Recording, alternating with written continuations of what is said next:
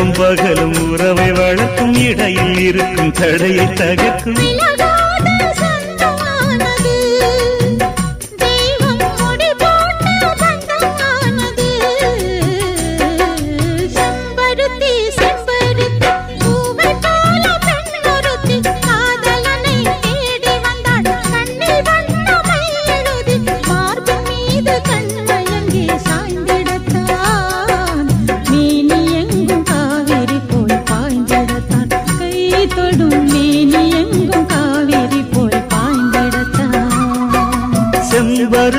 செம்பருத்தி பூவை போல பெண்ணொருத்தி